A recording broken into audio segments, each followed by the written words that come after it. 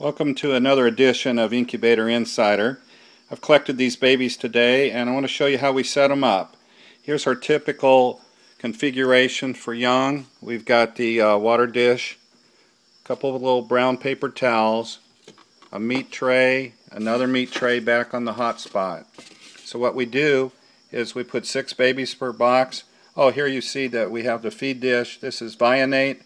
That's mentioned in my books, online, and also in my apps, so you can find out where to get that easily by doing a Google. So we just take the babies and I put 6 per box. Turn over the hide box and we gather them up.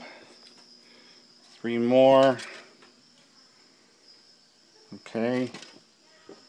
And 6. So we got 6 young.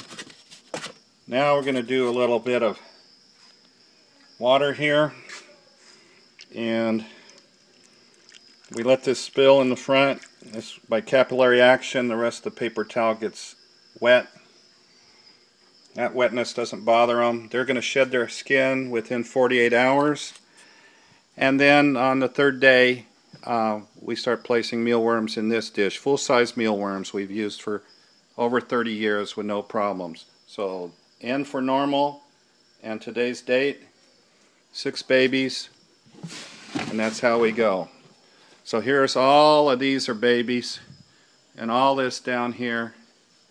Here you can see some young that were set up last week. They're already eating. We've got the petri dishes where worms can't escape, and they're on their moist paper towel, reverse stripe, high yellow. And if they want to be warm, they can use the little styrofoam meat tray in the back. Here you can see our heat strips run about 1/3 back on the blanket boxes, and that's how they are. So that's a system how we set up our young. We keep them in here, no more 6 per cage, till they're about 6 inches. Then they go to 3 or 4 per cage to full adult size. Well, that's another edition of Incubator Insider. Thanks. Later.